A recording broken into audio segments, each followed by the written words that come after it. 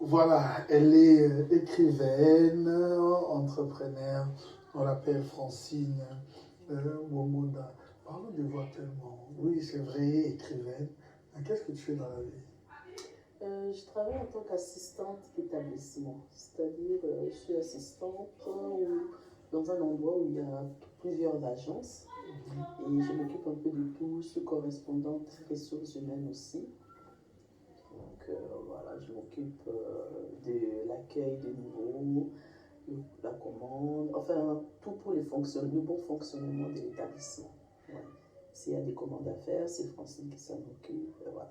C'est un groupe américain qui s'occupe de la conception, la mise en place et la maintenance des installations comme les centrales incendie, les extincteurs, des choses comme ça. Ok. Ouais. Voilà, alors, si on doit parler de toi et tant qu'écrivaine, qui est réellement un écrivain, un homme? C'est vrai que tu es une écrivaine parce que tu es une femme. Alors, d'une manière générale, qui est un écrivain? Ben, c'est un auteur qui a publié ses livres, déjà quelqu'un qui a la passion des lettres, c'est déjà ça. Et les personnes qui lisent beaucoup, parce qu'on peut écrire que si on a lu, si on a écrit, parce que l'inspiration vient de ce qu'on lit. C'est comme ça qu'on sait qu'on aime faire et ce qu'il ne faut pas faire. On peut, ben, voilà. Si je dois résumer, on peut dire ça. Ok. Article Naliboso publié. Ezalaki article 15. Oh, livre ouais. Naliboso article 15, pardon. Je m'excuse pour lapsus. Livre Naliboso ouvrage Nazaki article 15. Oui, c'est mon premier bébé. Oui, j'en ai. Je garde aussi jalousement. Francine Bongonda, article 15. En parlant de ce que vous faites dans la vie, je peux comprendre. Article 15, M. Tandon, débrouillez-vous. Le système des... Ouais. Ah bon? Petit à petit, je pense à la mémoire de Papa Wemba. Article 15, travaillez, prenez de la peine. L'article 15, en fait, c'est un article fictif. À l'époque, quand l'expression est apparue, il n'y avait que 14 articles. Donc, c'est de là d'où vient cette expression. En fait, un patron qui ne pouvait pas payer ses salariés leur disait d'utiliser l'article 15, l'article qui n'existait pas. C'est-à-dire la corruption, tout ce que tu peux pour t'en sortir. Et j'ai écrit ces romans juste pour réveiller les consciences. D'abord, pour faire voyager, faire découvrir la RDC à ceux qui ne connaissent pas. Et puis, réveiller les consciences, faire voir aux gens, parce que cet article a amené la corruption qui a détruit tous les systèmes de l'État en RDC. C'est juste pour faire voir aux gens que la corruption, c'est un gain immédiat pour la personne qui le pratique, mais au final, ça détruit toute une société. Et c'est ce qui conduit les gens à sortir du pays, à s'exiler. D'où la suite, le second roman. Oui, on va en parler. Tout ça, on a oui, Ali Bosso. Mais vous n'avez pas aussi regardé le côté positif de cet artiste qui a amené aussi les jeunes à ne pas aussi être paresseux? Oui, on peut se débrouiller dans les bons sens. Oui. Mais la débrouillardise que nous, qu'on connaît en RDC, c'est pas positif. Hein? Pas du tout. C'est pas positif. Tout ce qu'on peut faire dépend de la corruption. Tu arrives à l'aéroport, il te faut un document, il faut payer. Ça n'a aucun sens. Il te faut une copie, il faut payer 10 $. Pourquoi? C'est l'outil de l'État. Les papiers appartiennent à l'État. Pour faire une copie, par exemple, d'un document, on te demande 10 $ qui ne va pas dans la caisse de l'État, qui va dans la poche de la personne. C'est bien beau, la personne a de quoi nourrir ses enfants. On ne critique pas, c'est la situation qui veut ça. Mais c'est juste pour réveiller les gens, dire stop. Nous savons tous que la corruption n'apporte rien de bon. La corruption détruit les pays, les enfants ne peuvent pas aller à l'école à cause de la corruption. Les lois de l'État, la justice n'existe plus, tout ça. Donc, stop, il faut arrêter. Ok, on va comprendre. Il a commis 215 pages. Hier, a commis hier. Il y aura une émission de débat politique et Bélio. Moi, je suis Nini Yeyo à Koma. Yeyo. Moi, je suis à Koma. Moi, je suis spécialiste en voyer. Je donne cours au Koma à ta mon côté. Oui, non, il y a le Bossona. Article 15. En lisant les titres article 15, je n'imaginais pas qu'on développait un moment. Il y a un dessin en gabin de Koba Batala pour une félicitation à mon Chinchin. Chinchin, comment?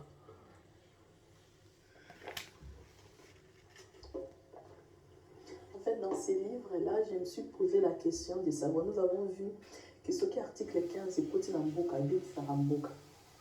Alors j'ai réfléchi, je me suis dit, et bon, ce qui est article 15, c'est côté Namboka. Qu'est-ce qui va arriver? C'est la question que je me suis posée. Article 15, il y a un couple à Ange Pierre. Eh bien, non, il faut lire pour comprendre ce que ça a apporté.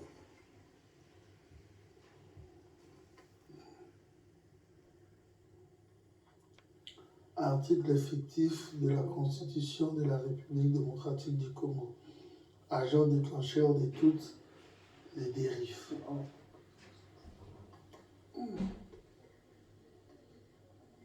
là.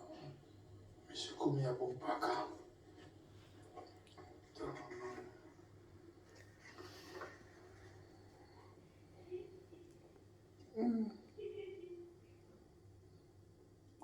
Yoko, Francine Beaumonde. Yoti. Oh,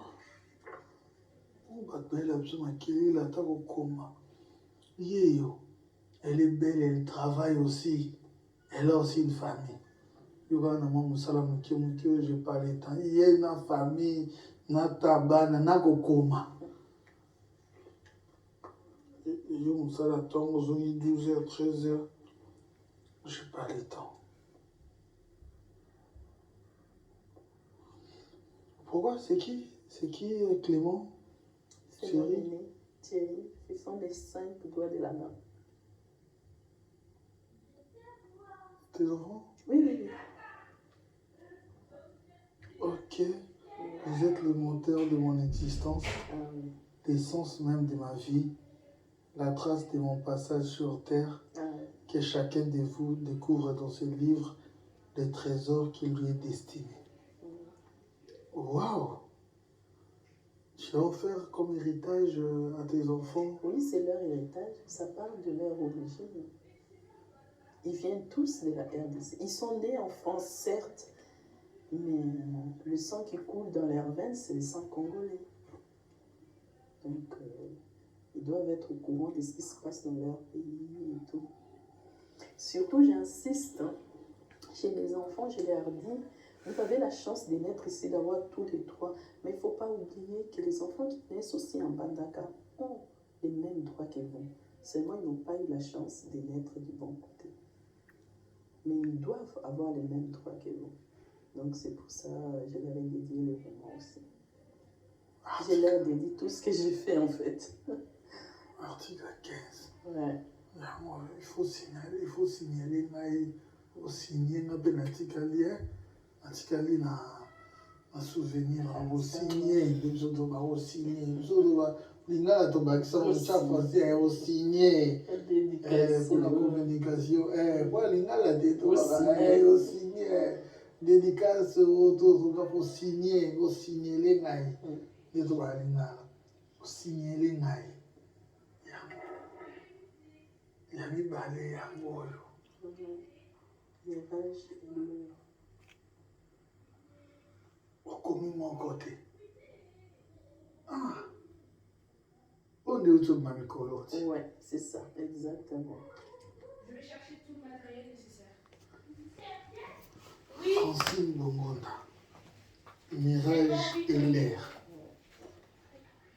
Mirage et l'air, explique-nous un peu.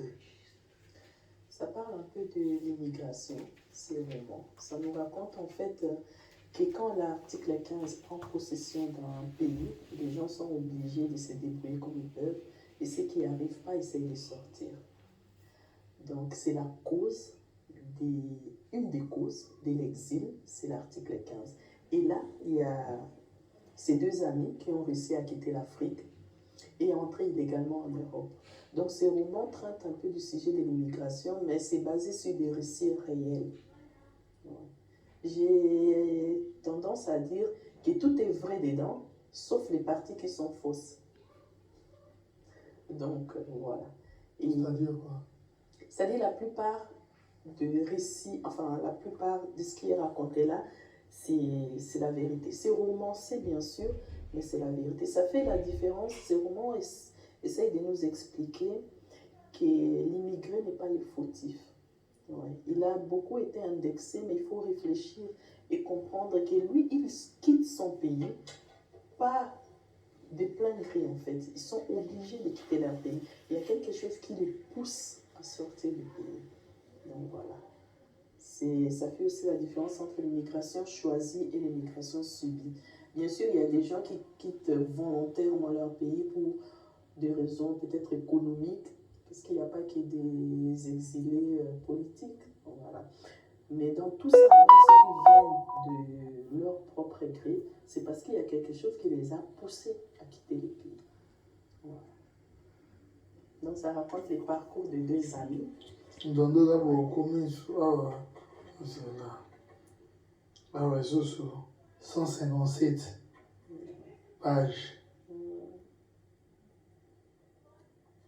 Oh. Pour Batomingi Babetaka, Masolo et immigration, mais c'est des histoires qu'on leur raconte. Là, c'est vraiment des récits réels pour comprendre qu'est-ce que ces gens subissent.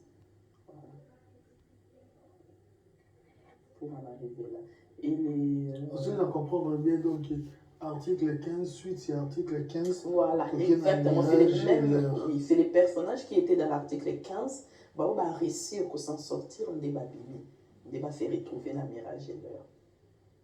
Ceux qui ont quitté l'Afrique, voilà. Donc ça peut se lire indépendamment. On peut lire les deux sans lire les premiers, ou les premiers sans lire les deuxièmes. Pour les cas, tout est caractère vrai diaspora. Diaspora, si au monde a beau, le belote, le belote,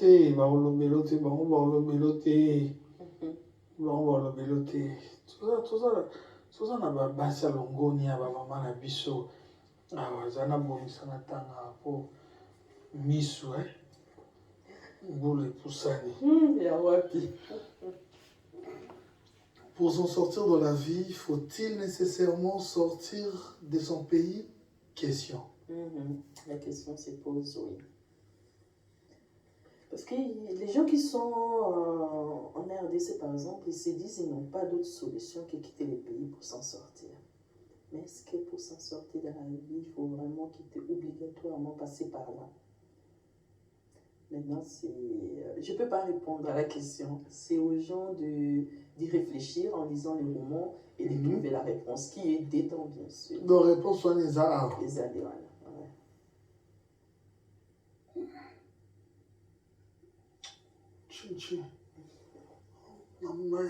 D'accord.